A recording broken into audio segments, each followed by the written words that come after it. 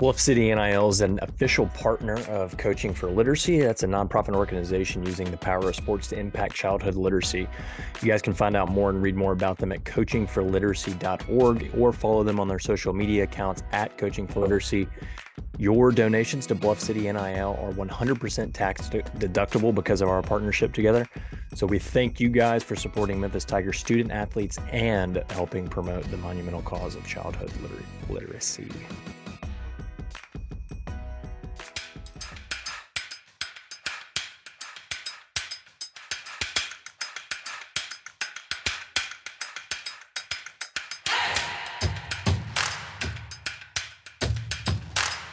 Welcome to Tigers Untapped, a Bluff City Media podcast. Stepping up to the microphone are your hosts, TJ Willis and Trey Lasley. Pull up your chair, grab your favorite brew, and enjoy the conversation. Now, let's get to the show.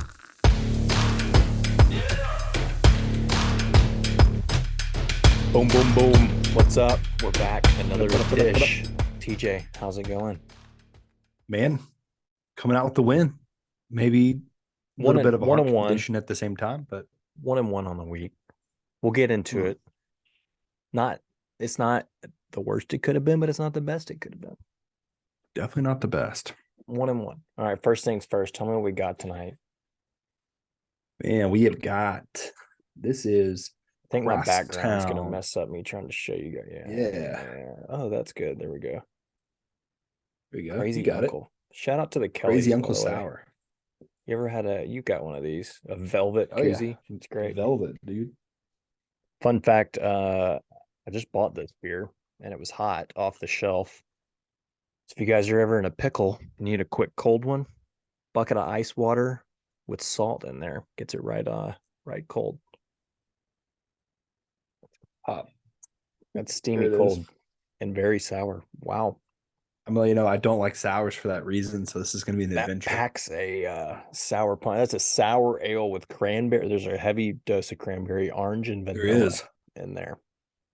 It's kind of nice, but it is sour. You let it sit there, you get the vanilla on the back end. That is something. All right, my dude. First things first. That UCF game. Oof. We needed that one. Quad one.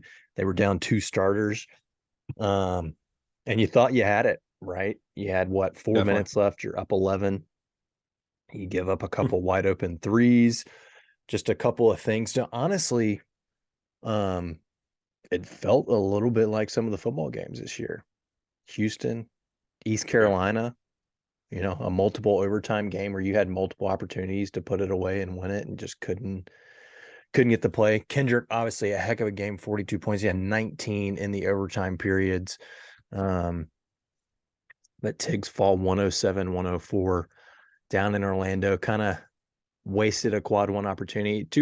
It doesn't hurt you. It's a game that, obviously you want to go out and win every week, every game, but it's not one that kills your resume by any means. It would have helped out a lot, but just one unfortunate, you were up 3 even with 30 seconds left. You think Kendrick gets fouled, they end up calling it out of bounds. It's stuff like that too. I talked about it with Kenny when you were in Minneapolis. There's just moments that when something happens, I know that we're not winning the game. And even though the game went on for another 45 minutes after that specific play, I immediately knew when they called him out of bounds and no foul on the sideline right there that they were about to hit a 3 to tie the game. That's how it works. That's always how it works. Hated the last 15 seconds of that. It's not like they hit that 3 and took the lead. We had the ball, tie game. I don't know. We had a couple of timeouts. Some would argue one way or the other. Ball was in Kendrick's hand, let him play out. But playing it out's different than just everybody standing around for 15 seconds and then him shooting a 3 from the same spot he was standing in when he was already 0 of 6. I don't know how you feel about the end of the game there, but I would have liked to see something else.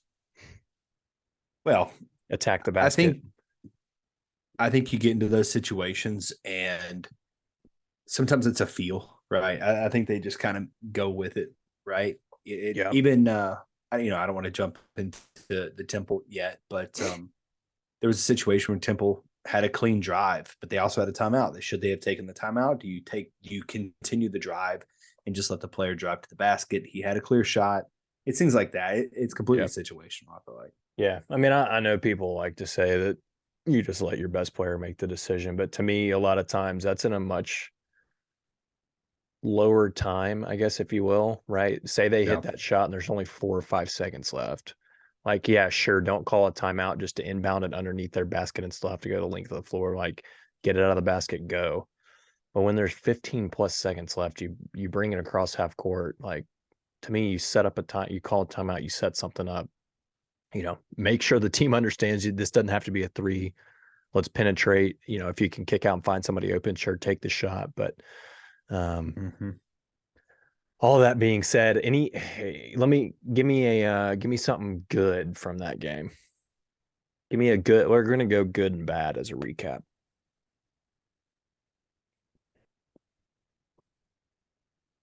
Wait, dude, you got to stop doing this.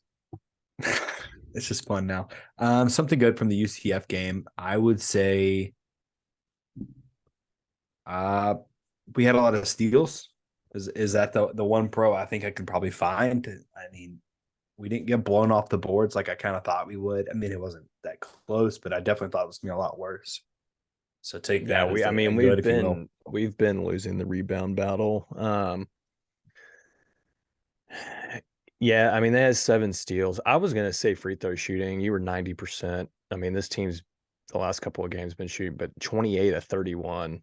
I mean, you got to the line. I mean, but the other side of that is UCF got to the line and made them just as much. I mean, they were 89%, 33 at 37. So, and 3-point shooting wasn't terrible. You were 6-18, but I mean, good, I guess, would just be like Kendrick, Yeah, right? Like, that should be my good. Kendrick getting to the stripe. yeah. I mean, he shot 21 free throws, I think. But another good that kind of gets lost. And I was watching this and was ready to talk about it because when we're up double digits late in that game, Elijah McCadden is 8 of 8 for 18 points and 7 boards, Yeah, basically. Like hadn't missed a shot to that point. I know he missed a couple, into the game and then into overtime, but to that point he was 8 of 8 from the field, 18 points, 2 of 2 from the free throw line. Like Elijah played a heck of a game, so that's a bright spot as well. I mean, obviously we've played another game since then in Temple, and we'll talk about that in a minute. But if you can kind of build on that from McCadden, people have been talking about a third guy. Like at times it looks like it might have been Keontae. People have talked about Franklin being that guy, Alo. but you know, Elijah's getting a little more comfortable finding his spots on the floor. He's got floaters, he's hitting layups, like cutting to the basket. So um, a heck of a game from him for sure. Bad for me. I mean, if it's anything other than 3-point shooting, I mean, you gave up 16 basically wide open threes. They were 16 at 35, 46% from three, including Yeah. obviously we've talked about it already, but towards the end of the game, you're trying to close that game out. I think they hit 2 in that like last 90-second stretch, 2-minute stretch, including the one right there at the end that tied it at the end of regulation. Um, but our perimeter defense, man, it just continues to be a struggle. Like you and I would go out there and I'm pretty sure shoot close to 45% from three. Well, maybe me. I don't know about you. Yeah, you maybe you, yeah. No, I What's a think bad from I, you? no, it's 3-point defense. I mean, you allowed for I think it was It's like so bad. 60% in the first half. And just that alone was, yeah, how hard is it to come back when they're counting by threes and you're counting by twos, right? Yeah. I mean, I don't remember our three. I was trying to think of our 3-point percentage the first half. It was very low. I don't remember the exact number, but staggering difference, right? I think they were at 60s and we were at like 15, maybe. And like that alone is just outrageous. So you've got to find a way to get people off the line. Is it giving up the easy two? Is it, um, I don't know really, and it doesn't seem like the staff knows, or they probably would make that change by now. Yeah. I mean, watching it's a lot of it's help, like either over helping and not rotating or closing out in time. Like we're just slow to close out on guys. I mean, there were even times like dude catches on the perimeter and somebody's just running to the basket right by him. Like didn't even attempt with their back turned, like did not even attempt to try to put a hand up, didn't turn around to do anything. Just like, all right, I'm going to let him shoot. And if he misses, I'm going for the rebound. But yeah, I mean, 3-point shooting, you had, which this has been a thing. I mean, Taylor Hendricks for them, their freshman forward, I mean, you kind of held him in check, right? He's averaging 15.7 boards. I mean, he got to 12, but when you played nearly another half of basketball, like you kind of held him in check. He was 2 of 7 from 3, no free throws, 5 of 13 from the field. But it's those other dudes that it was Suggs Horton. who, you know, we knew was going to come in because Johnson being out. He was 7 of 7 from the free throw line. Horton, yeah, 8 of 18, 5 of 10 from 3, 9 of 9 from the free throw line. And CJ Kelly, 3 of 5 from 3 and 12 of 13 from the free throw line. Those three guys got to the free throw line all night long and knocked down every one of them 50% or better from 3. It's bananas, man. So anyway, not the outcome you wanted. I mean, definitely of the 2 games that were played this week, it feels like you lost one you should have won in UCF. And now we'll jump into Temple, and it feels like yesterday you won one that you should not have won. So what was it? What was it about the game? I think that we kind of, I don't want to say we saw it coming, but we kind of talked about it. Like, this is easily one that they could struggle with because they kind of play down to their competition. You know, not to disparage Temple as a basketball team. I think they have some decent wins. They arguably have maybe a better win than we do. I guess you could say. It's not that far fetched, but yeah, you know, you shouldn't be struggling with Temple. You know, respectfully, you just shouldn't be. So what was I mean, it? you're right. It's a quad 3 game, but I think it is. I mean, it's a Sunday afternoon in an arena that's dead. You just came off of a pretty heartbreaking loss on Thursday night in a long game.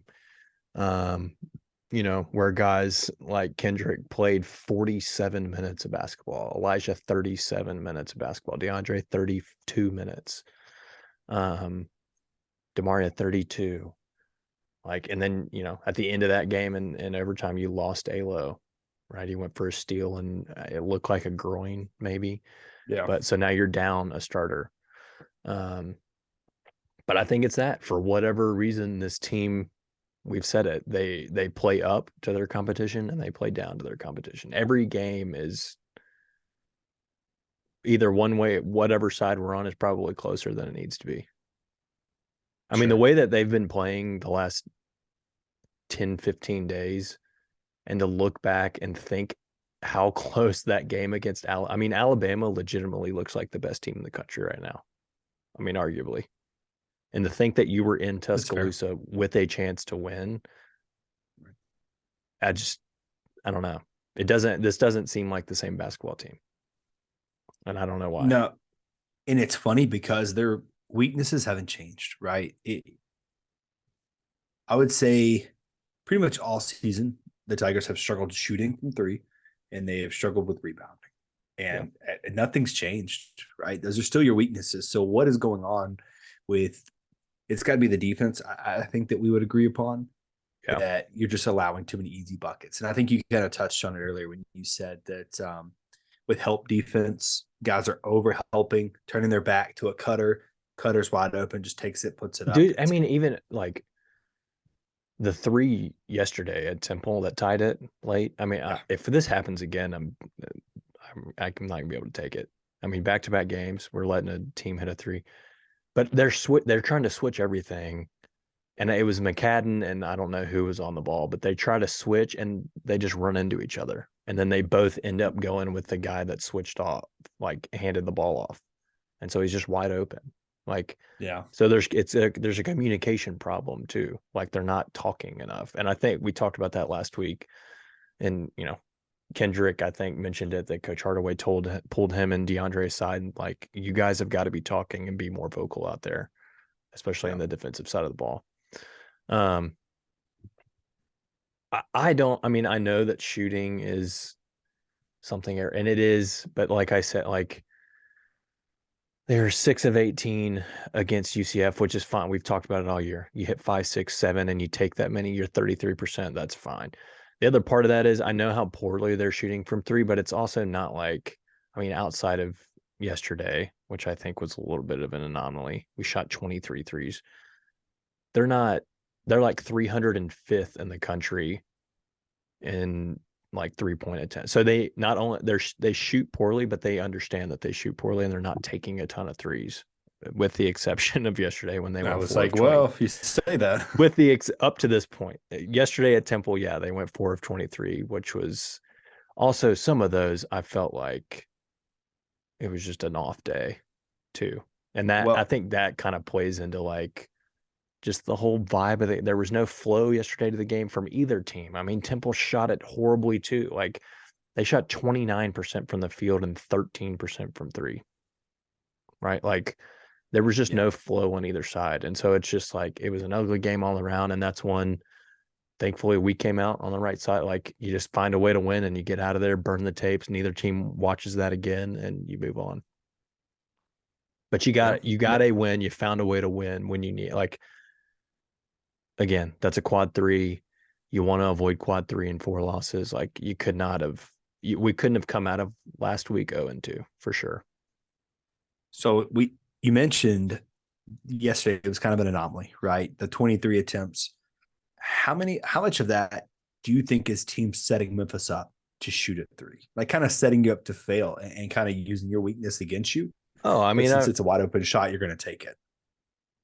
I'm sure it's a combo. Some of them I think were just good looks. Like we were getting Sure. Oh, guys yeah, good yeah. looks, right? You had Jonathan have several, and like if you're an opposing team, I'm not daring Jonathan at this point to shoot a wide open three, right? Like he came into the game shooting like 57% from three. Granted, he hasn't taken a ton of them, but like he Yeah. very clearly is capable of making threes at a high percentage. I'm not just going to let him shoot a three. So maybe there's some of that there, but I think some of it is just they weren't falling yesterday. I mean, even Keontae, he's good for making a couple a game, was 0 of 6. Like that's, I would say at least 1 or 2 of 6.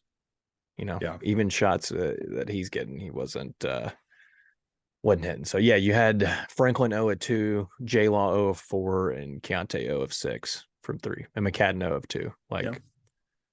you got 4 guys going over from 2 or from 3. That's going to be a tough spot. But shout out to, I mean, if there's a positive, again, I hate to keep saying the same name, but it's like KD is, where would we Kind of be without saving you, Kendrick man. Davis? I mean, 9 of 16, 2 of 5 from 3. So actually a okay day from 3 for KD. 0 of 2 from the line, which was very uncharacteristic. I tweeted or talked to our buddy Jonathan about this. He missed the front end of 2 1-and-1s. And then here's Temple, who's got Jourdain, who's like a 60% free throw shooter on the year, and the dude's just straight butter from the line all day. 6 of 6, just knocking down free throws down the stretch like it's no thing. But our 90%, I think he's like second in the country free throw shooting percentage, is 0 of 2 on the day. I don't know. I'll tell you what, it was unwarranted fun, but yesterday's game was kind of fun in those final minutes, outside of There like was just no, the stressful yeah, nature of what, it. the last 90 second, and I would argue it wasn't fun. It's not fun, but Giving you up a get what I'm tying saying. 3 again is Like nothing's if fun you were about that. looking for a boring game to get interesting and get fun, like that was Yeah, fun. okay. Like as fun as going to Dollywood kind of fun. Like I will say it's what do you have easy. against Dollywood? I I've never don't. I said been, it's but I've as heard. fun as Dollywood. Dollywood's fun. Yeah, but that game wasn't. You said as fun as Dollywood can be, or whatever. Yeah, I mean, that the game final wasn't couple fun. minutes. The final couple minutes. That was fun. You I telling me that's guess. going to come down like hindsight? No, it's going to come down to a Katie Dagger. I Absolutely, will that's say, fun. yes, the 3-4 minute stretch where Katie took over again, hit threes, getting steals and layups on the press. That was fun. Put the city. You know, So I'll say this. Kenny interviewed him earlier, I think before the season started, and Kendrick told Kimbo, I'm good for what he said 10 wins. I'm good for 10 Mhm. wins by myself. By my Yep. count, this is number 3. You got the Auburn game. Yeah. I'm giving that Katie. We win that game because of Katie. You got South Florida at home like 2 weeks ago. Without him taking over in that stretch, I mean, he put the city on his back. We don't win that game. And then you got yesterday at Temple. Should have had UCF. So he tried, but we didn't get it, so it doesn't count. He's got 7 more No. games that we get a win just because of him. Hopefully 6 of those are in March and April, if you know what I mean. Shout Six, out to 6 straight. DeAndre though. DeAndre had a good game yesterday. We finally got some consistency out of DeAndre at a 20-point, almost a double. Hey, Yeah, don't look one board now. away Only from 2 fouls. I don't know. Has he turned the page? I think he had 2 at half too. Came out second half, no fouls.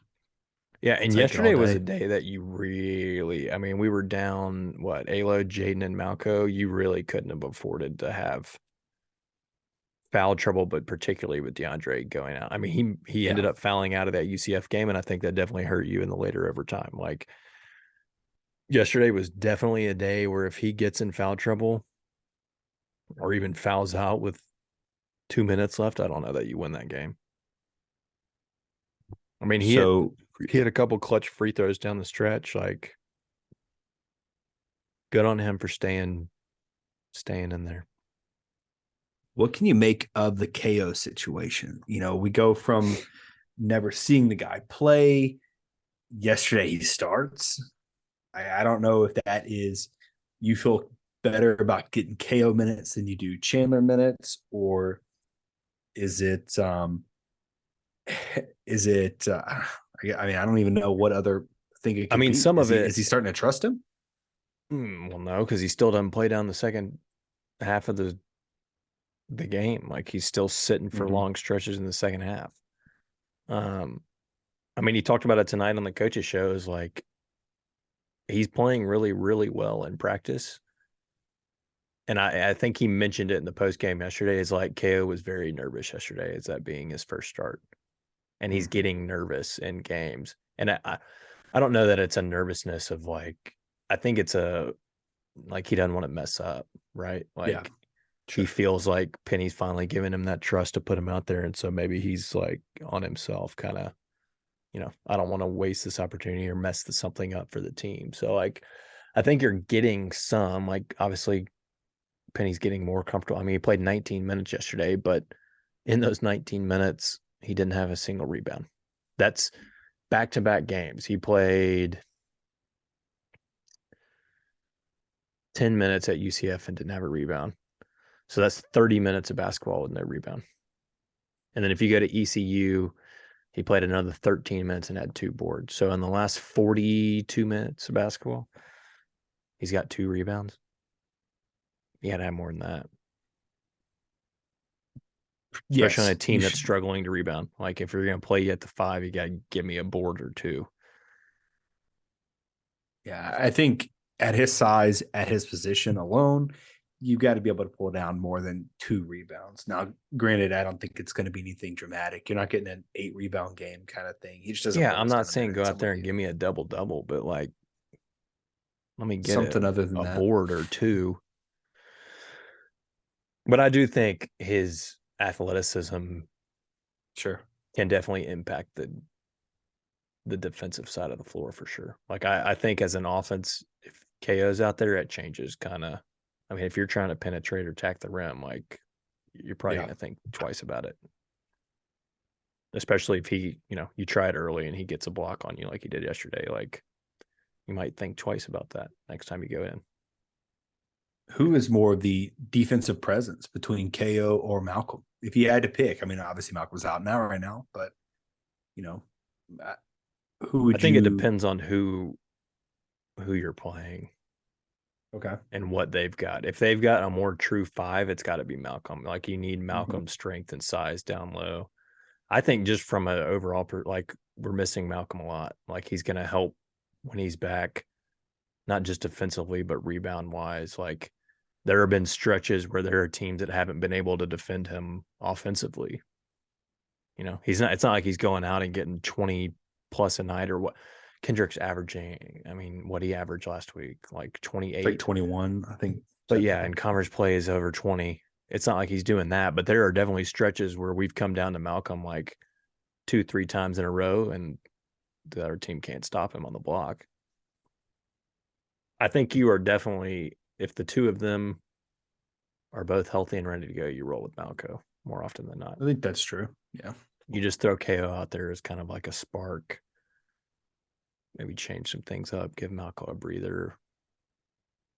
I mean, we need Malco back, and hopefully it's coming soon. I don't think it'll be this week, but I think if you get through Wichita State and Cincy, then maybe the following week, kind of working back in slowly.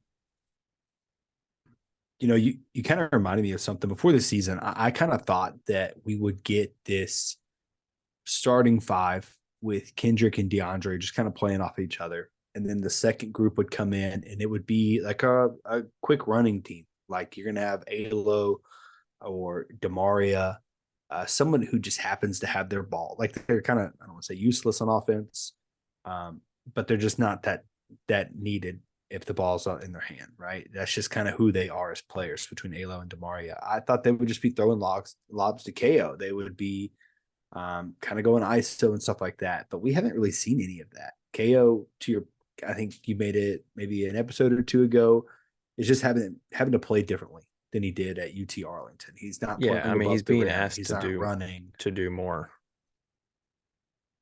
Yeah, I kind of thought we would get more of that with him because that's kind of like his strength, and we're not actually. They're kind of seemingly trying to convert him into a different player, and we're actually not seeing that at all with him, which is kind of surprising to me. Yeah.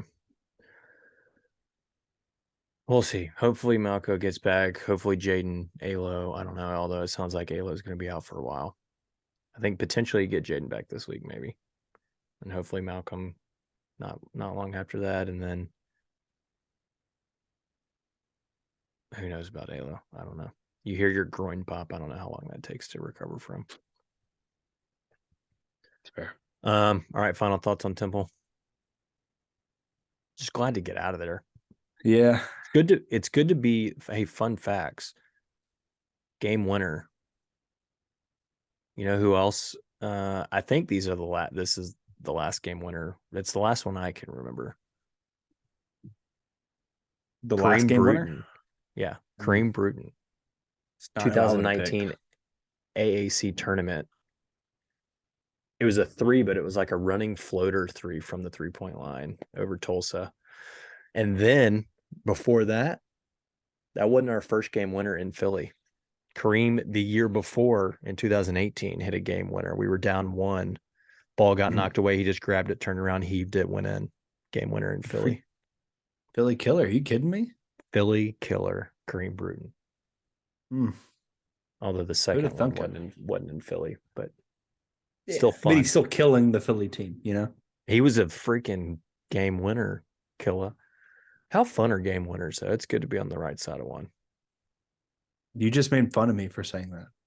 I'm just saying it was fun.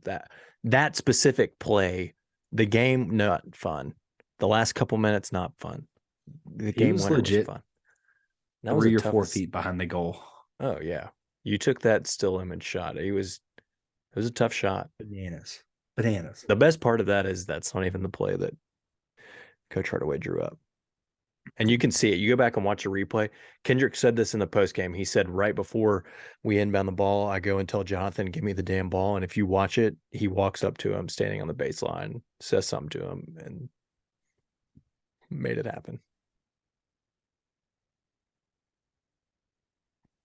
He's a killer. He's a bad MFer.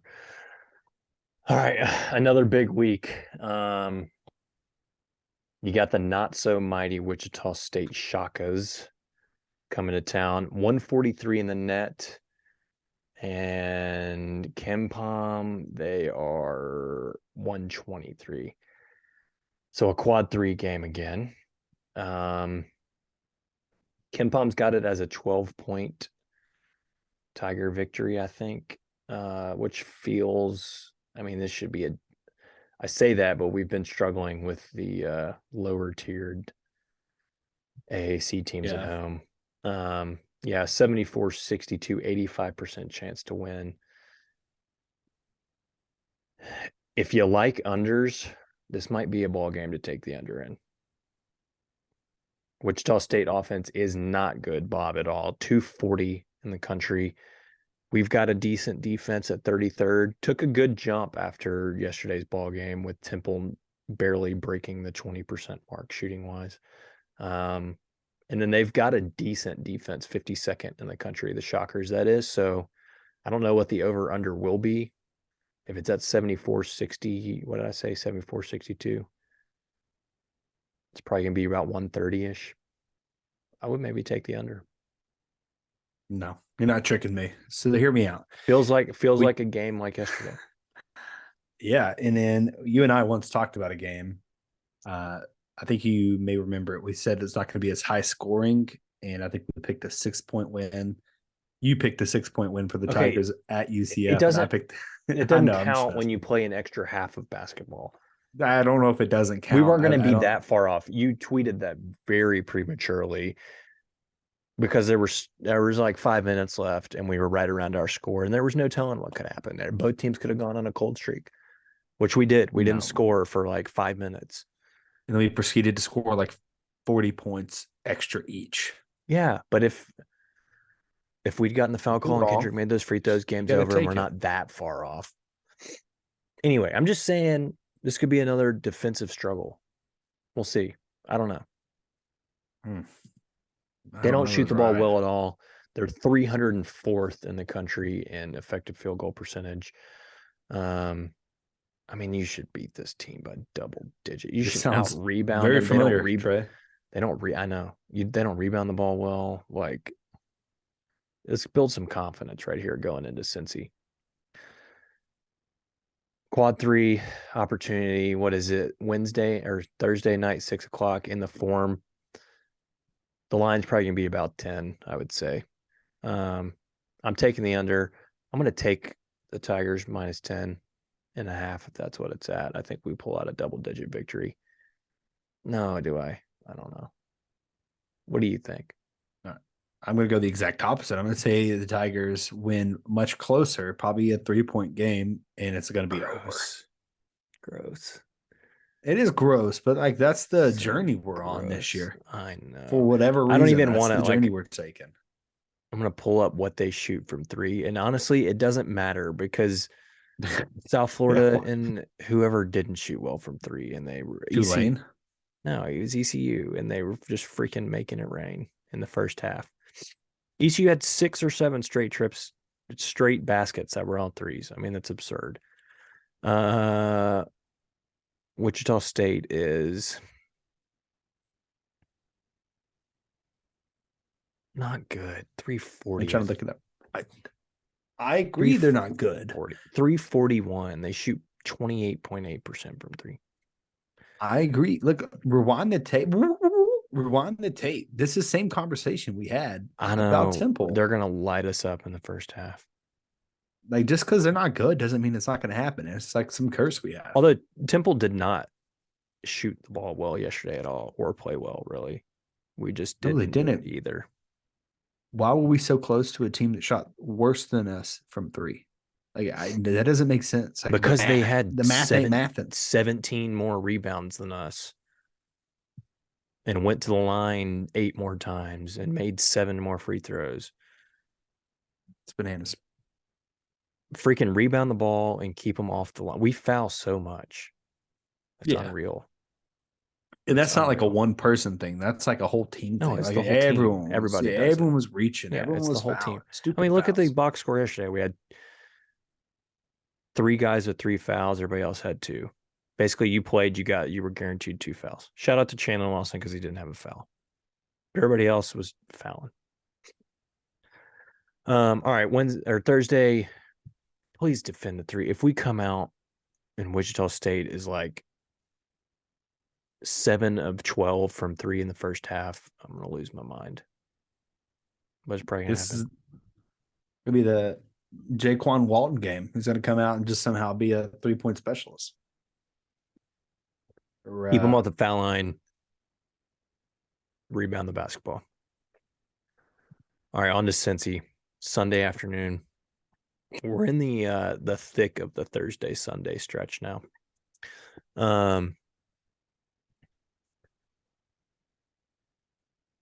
Cincinnati, up in Cincinnati. I don't like it. I don't want to go up there. I still don't feel, even though we won yesterday, I do not feel great about any road game. It doesn't matter who it is. Like when we go down to Tampa and play South Florida, I'm not going to feel good about it. We go to Tulsa, even though they may be the worst basketball team we're playing this year, I'm not going to feel good about it because I still have the 40-point loss in my mouth. Cincy 71 in Kempom, and they're cusp this 85th in the net. So if they could, let's get the win Sunday, and then Cincy, you guys, Landers, if you're listening, we know that you are. You guys go on a little bit of a West Miller, go on a little bit of a streak there and get to that top 75. Maybe we could sneak this in as a quad one. I mean, it wouldn't take much. If they pulled off an upset against a Houston, they would jump in there. That's probably not possible or likely. I'm just saying, they go on a little bit of win streak, they could jump 10 spots. Yeah, that's actually probably true. I would say, we talked about it briefly, that Cincinnati and Tulane and Memphis are all really kind of fighting for that number 3 spot right now. I think technically UCF is number 2 and Houston, obviously, clearly number 1 there. So a win versus Cincinnati, obviously it's huge because any win at this point. Yeah, at this point, you want to be 2 or 3. Being 4th means you place Houston in the semis, which you don't really want. You want to avoid them as long as possible. So, yeah, I mean, you got it. This is definitely a game that's going to help. You already dropped Tulane and dropped UCF for the other 2 teams that were ahead of you. So, it's big. Yeah. If you go up to Cincinnati and you can pull one out. Kempom has it as, I think, a 2-point or 1-point Memphis win. 75-74, 51% chance. I don't like that. I mean, that's just a back and forth. I already feel it. There's going to be a game-tying shot made by Cincy late. Can already sense it. And then they play Houston right after they play us. So, hey, let's beat them. And then Bearcats, go get that Houston dub and make us a quad 1 win for us. That'd be great. Shout out to Landers. Oh. Freaking 44% from 3. Which is very impressive given how he started the year. Yeah. And he's taken 6 a game. So he's just gotten hot for a while there. There was their first, I don't know, 4 or 5 games, he was like shooting 20% or below from 3. I mean, a pretty even matchup though. They got a top 50. They're 55th defensively. We're sitting at 63 offensively, so a good matchup on that side of the ball. And then their offense, 89th to our 33rd ranked defense. They don't turn the ball over a lot. They are not good at getting to the free throw line, so that's good. Although we will probably send them to the free throw line 20 plus times. They shoot it well from 3. You just mentioned Landers, so I mean, definitely a game where feels like he and Davenport could light us up potentially. But again, we've done pretty well about keeping guys in check that you should keep in check. It's just everybody else that you say, hey, beat us. And recently they have been beating us. They don't shoot it great from free throw line. So even if you're fouling a little bit, hopefully they don't come out and shoot 90% like some of these other teams have the last couple of games. But a pretty big opportunity on the road. And like we said, just from a standpoint of trying to finish 2nd or 3rd, potentially 1st if you can knock Houston off twice. I don't know. Yeah, it happened last year. I don't have a crystal ball to tell you if it's going to again, but this is a big one on the road. You got to pull it out. Got to keep winning it. You got to win all your home games, and you got to get some of these on the road here. What are you feeling about Cincy? I was waiting on you to say, they don't shoot the ball well from three. They're not a great rebounding team. We should beat these guys. No, I they was shoot it waiting on well that. from three. They do shoot it well from three. Yeah, And we talked about 36% it as a before. team. They just don't shoot it well from the free throw line. Rebounding wise, they rebounded decently well offensively too. Yeah, I they have mean, a borderline 32% of their 7-footer. yeah. So no, he is, isn't he? I think he's like right at it. I don't know, but that's definitely a problem for us size wise. I mean, even if Malcolm's there, I mean, you're working. Who's the tallest guy on our team? Yeah, he's 6'11", I guess. Lakin. I mean, everyone's 6'9". Chandler's got a 7'8" wingspan, but I'd forgotten that he was on their team. I don't know who's defending him. Yeah, I guess it's DeAndre. That's the one thing that worries me. Well, with that means DeAndre that in its own right.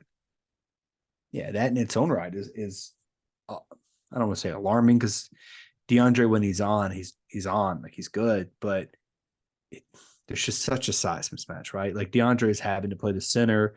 Yeah. You can kind of get away with that in college to an extent, but there's just such a size mismatch. He's going to reach.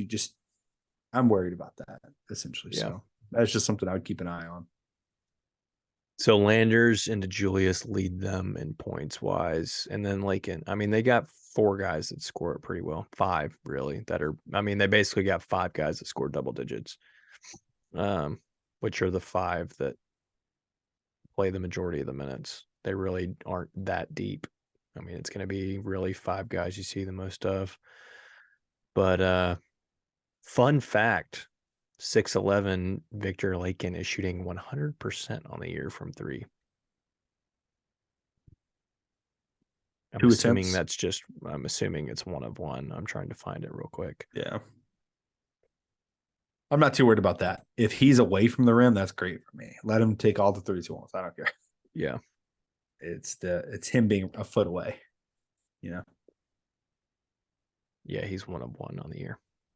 So I'm curious which means he will be like 3 of 3 on Sunday. Guaranteed.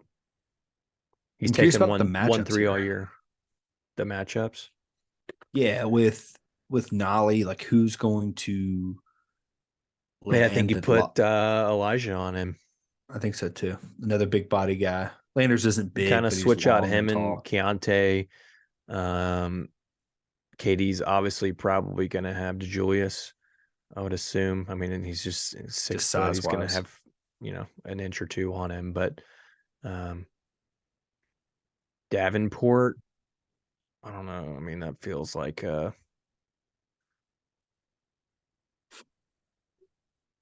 DeMaria. I don't know. But then you got it's a pretty big size advantage. Maybe you put Keontae and Elijah out there at the same time, I guess, to take on Landers and Davenport. J-Law. J-Law seems to have been, I mean, when he's out there, I'm just saying, like, he's going to have to defend somebody. I would love for Jonathan to figure it out on defense. And I don't mean become Lester, right? I don't even, sometimes he gets so lost. Team in general to figure it out on defense because they are not playing defensively like they were outside of the St. Louis game. I mean, the first 10 games of the year, probably. I went and looked it up. They were still allowing a lot, like a decent amount of points. They just kind of went hot and cold, hot and cold, hot and cold. They never. Yeah, I mean, they would have. There were games where they looked really locked in and good defensively, and then there were games that was just like, yeah, we can't stop anything. Yeah. Freaking 90 points to St. Louis. Yeah, gosh, and they have St. Louis has fallen the heck. They were supposed to be top of the A10 lock for the tourney, and I don't even know that they're 92nd. I mean, at this point, I don't think that they're making the tournament with that attitude, unless they win the A10 tournament.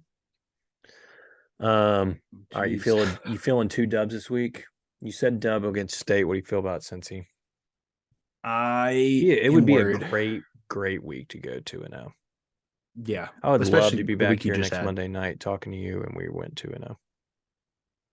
Yeah, I'm going to say they split, and it's mostly because I am worried about the not the Wichita State game. I think we have enough talent to win that one. I think it'll be close, but if you got KD, I think KD is definitely the equalizer there. It's more of the size mismatch that I'm worried about with Cincinnati. It's just a matchup problem, all in all. Like, Especially with how poorly you've been rebounding the basketball. exactly. And you don't have many guys like, you know, I guess if you want a pro or a silver lining on anything, Penny is finally shortened the rotation to 8 guys. That's great. Granted, that's because we kind of have to. You only have 8 guys, Because there's 8 but available. yeah. So I think that big man is not somewhere where you have a lot of body laying around. Yeah. So it's going to be tough there, and I think they're going to try to get us in foul trouble. And if you lose DeAndre early and you have to just go with Chandler and KO, you're putting yourself in a tough situation. Yeah. But hey, here you are. You got an opportunity. Your toughest game in this stretch before you get to Houston is obviously Sunday against Cincinnati. Every other game, I'm not saying should be guaranteed to win, but you will be favored. Outside of Sunday could be like a pick 'em type of game. But with yesterday's win, I mean, you got a chance of going reeling off 9 straight right here heading into the Houston game, which would be a good little win streak as you get into the middle of February. I thought about this the other day. What the hell? What do Penny's teams do for Christmas and New Year's? Because it's the same stretch of time right here at the beginning of January to mid-January where we just crap the bed and I mean, we started out this year. I mean, you would agree, fairly strong. Obviously, our toughest Sure. non-conference in a while. You came out, you were 11-3 out of non-conference, 10-3. Mm-hmm. And now you've dropped 2 that you probably should have won both, given they were on the road and against fairly good opponents. But you've struggled with South Florida and East Carolina at home. You struggled yesterday. Like, what is it in this early mid-January that I mean, this time last year, I was looking, I think we were 9-8 before we reeled off a bunch in a row. I just don't I mean, they throw one heck of a New Year's Eve party and it's just a 3-week hangover or something. Man, I think the easiest thing is just saying it's the season has kind of worn on you. Bodies are sore. Really Injuries are looking kind of for piling a up. break. Yeah, injuries. It's kind of one thing after another. Like, I mean, I feel like, how many games have we played without Malcolm now? I think we're at like Yeah, I mean, he 9 went almost. down. That was the Bama game, the 13th of December. So we played 8, 8 games. Yeah, I mean that's a long time to well, play without 7, one of your. 7 in the rest of the Bama game. So Yeah, whatever. It's still a lot of time to play without one of your rotational players. It's just that's a lot to me. yeah, Granted, it still kind of feels like they're. I hate saying this. They're still kind of putting it together and trying to gel. Here we are halfway through the season, and we don't, seem like we're a cohesive unit yet. And maybe that's because Demaria came late. Maybe it's because guys have been injured. You're just not getting certain rotations with certain guys, and there's a number of things it could be. But it does seem, to your point, very consistent this time of the year. Like it just something goes wrong. yeah. All right.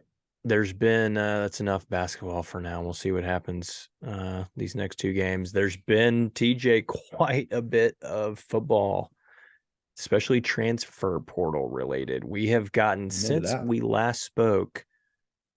What did I tell you? 6 transfers, 5 of which are Power 5 guys. You got starting. I think these are in order from when we last spoke. You have Diago Brumfield out of Campbellsville, so a DB.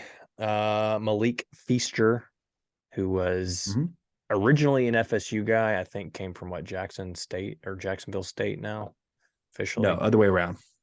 Okay, other way around. But another defensive back, Toski Dove out of Missouri, who played at Denton down at or Ryan down in Denton. Travion Hargrove, the running back who initially we were recruiting and thought we might get, but ended up going to Mississippi State last second, but a 4-star running back committing, which very painful for you, led to the news of Asa hitting the portal. What are you going to do? And then you got Marcus Henderson, offensive lineman, local kid, went to MUS out of Arkansas, transferring from Arkansas. And then today, Josh Ellison, defensive tackle from Oklahoma, who's actually played what did you say, like 36 games for Oklahoma or something over 3 years? So not like a guy that wasn't getting, I mean, he was playing. He's got stats, played in 36 games. So, I mean, a heavy dose of, that's something we've talked about in the recent years with Ryan, is he's gotten a couple of Power 5 guys that really hadn't panned out. But, I mean, just in the last week, that's 5 from pretty high-level Power 5 programs, right? Yeah, that's with a lot of these guys. Feaster, Blair, which I think we technically talked on last week. Yeah, last week. Feaster, Blair, and oh gosh, what's his name? I'm going blank now. Ellison. They're adding experienced guys. They may be older, but they're experienced and they're putting guys in position to win, hopefully, right? Yeah. These guys are going to come in and compete for starting jobs more than likely, and you're going to see some improvement, hopefully. It feels a little bit like this is a totally new team. We can go out there at spring ball and not recognize anybody but Seth. And our boy Davion Carter on the line still. Only 2 guys I'm going to know. Yeah, the D line's going to be interesting, right? I mean, Darius Jones. A ton of emphasis on the defensive side and then offensive line with this class and in the portal. I mean, it almost feels like totally reconstructed the defensive side of the football. I mean, it'll be interesting to see how it really shapes up and who's playing where, right? You still have some familiar faces over there with Ruben and, Joel Williams, who we saw second half of the year, Cam Smith, guys like that. Jeff will be back, right? Carmonte, if he stays on the defensive line, you've thrown out the idea of maybe a little tight end action out of Carmonte. We'll see. I don't know. But I don't know if you want to lose him on the defensive line because he was so good for you last year. But you've added quite a bit of depth where if that's the direction they want to go, I don't think it necessarily kills you. Sure. A lot of experience. Maybe it's a way where he gets snaps both ways. He's not playing a ton one way or the other, but maybe they throw him out there in different packages on either side. I don't know. I wouldn't rely on that to be true. I wouldn't rely on it either. I think Matt Barnes would fist fight somebody to lose Carmonte, but Darius Jones, Jalen Joyner, Josh Ellison, those are just the 3 commits. Not to mention, obviously they're high on the high school guys that are coming in, but you also picked up #Trench Baby, freaking Derek Hunter Jr. coming over from the JUCO ranking. Trench Baby. Is that official, or did you just come up with that? I haven't heard that before. No. Trench Baby. That's his nickname. Is that his handle? Yeah, it's his handle. Oh, okay. I did not. I must not have paid attention to Trench Baby. Trench Baby. And then you got Malik Feaster, a.k.a. Amelia Earhart, back there flying around, picking off balls left and right. Oh, it is Trench Baby. Wow. I'm not making that. How do you make something like that up? Shout out to Rambo. I only call him Trench Baby in reference now. Let's go. I love that. #Trench Baby. It's just fun to say, Trench Baby. That is fun I love that. Derek Hunter, you're listening. We know that you are. Trench Baby it is. Trench Baby. Let's get some Trench Baby merch. I'd wear it. Get on that. You're the merch guy. Yeah. I don't know. I think the defense is something they're completely flipping around. And it was actually. I am very excited to see it. I mean, you give Matt Barnes' second year, I feel like our defense improved throughout the year given what we had, and now he is bringing in, you mentioned it, experience and then talent. Yeah. Like, I mean, there are pieces I'm still worried about, wide receiver and kicker. We don't have a kicker yet. Obviously, you mention it all the time. You still have a lot of time, but I don't feel like there's anything missing defensively now. Well, I think there's, to your point, there's some stuff that you've got to get kind of worked out just with the Yeah. you're bringing in a lot of bodies, but you haven't really lost a ton of bodies through the transfer portal just yet, right? Um, Cam, John, or you lost Cameron, you lost Ducksworth to graduate, you lose Murray's gone, Zay Collins is gone, Quindell is gone. Yeah. And I mean, you're seemingly just replacing some of those guys, but you've added a couple of extra bodies on the defensive line. So I Oh, wouldn't be and too shocked not if we just we body we have some size. guys. I mean, they're Yeah. all 6'3", 6'4", 300 plus, like Yeah. bigger defensive linemen than we've had come through in a little bit. Consistently, we don't Sure. typically have four dudes down there that are 6'4" plus, 300 plus. Um, I'll say this just to kind of spin off of it. I know it's going to be essentially a completely different team, but this was the 51st total ranked defense last year. And it's a defense that we kind of crap, not we, like you and I, but like as Tiger fans, we often kind of crapped on it from well, I time to mean, I time. did for sure. There were Yeah. times where it felt like we couldn't get a stop to save our lives. If it was 3rd and 8 or longer, you could, with a 90% confidence, the other team was getting it. That's how I It, felt. it it definitely felt like that at times. I'll give you that. But 3rd down is probably like the one black eye. Even that's probably even worse than passing defense on there. But regardless, what I was trying to get to is teams weren't really able to run on us. So something Matt Barnes is doing is working, or we just had incredible talent. Now, with all those guys gone, I think it's time we kind of see what we have there now. Is it Barnes? Is it Pope? Is it what they're putting together there? Is that something special, or is it we just need to reload upon talent and give it a go? Yeah. Right. And I think It'll the offense it'll will follow suit. I'm excited to see. I'm a little more I think you've added some good pieces, especially offensive line, adding Hargrove, adding Watson, running back wise, keeping Sutton, keeping Ducker, I think are great. I mentioned it already. You lost Eddie, who we thought was coming back. So you've essentially lost like your top, 4 or 5 receivers from last year. Yeah. You don't have a whole lot of size in that room. I guess what you got Rock, who's 6'3", you got Skate 6'2", you just added Dove, who's 6'2", and that's really it above 6 foot. Um, I'd like to see another potential playmaker added for the outside, a deep threat, but we'll see. I mean, Dove doesn't excite me terribly. I know he's a SEC guy, played at Missouri, but like 3 touchdowns in 4 years of playing. Ugh, I mean, I don't Yeah. know. But I don't so know. it's hard to grade some of that too, though, right? Because is it he not getting the stats or not getting the throws because he doesn't get the reps with the quarterback? Is it maybe they don't love his size or speed as much as they love somebody else? Is it just, how many times have we seen someone who's talented sit behind someone else because the coaching staff just happened to like that other person or something like Yeah. that? It's very similar to how we've been screaming for Chandler in basketball. Like, just give him minutes and see what he can do. It could be the same thing with Dub as well. Like, maybe a fresh start just sparks something and he figures it out. I Yeah. mean, that's a big bodied guy, someone we need. So I'm No, intrigued. I'm glad to get him. I still would like another additional piece or two there, especially with some size. I've talked about it before. We got a lot of 6 foot lower dudes in that room. So give me some jump ball guys. Um, but we'll see. Something to keep an eye on as we move into the spring. They keep adding guys. It seems like every day we get another like, dang, wasn't expecting that kind of Yeah. add out of the portal. So, Oh, definitely. all right, Tej. Time for some crazy uncle talk.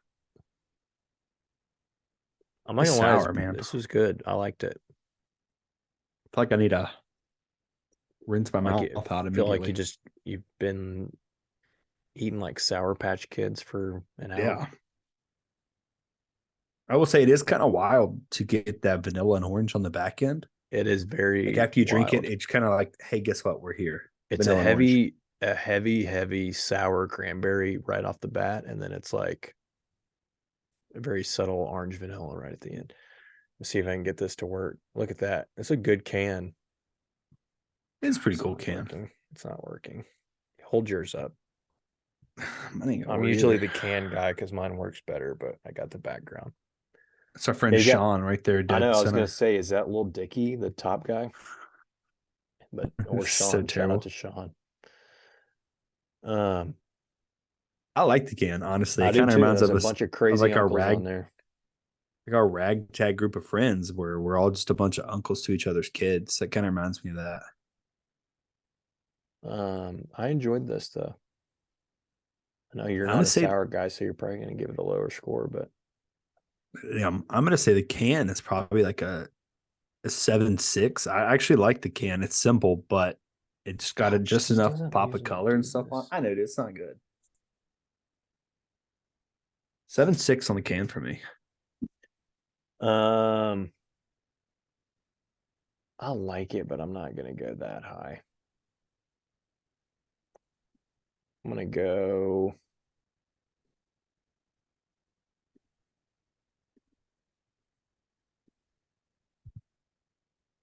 You can answer now. I'm trying to think because maybe I do like it that much. You do like it that much. Don't lie to yourself. What'd you say? 7.7? 7.6.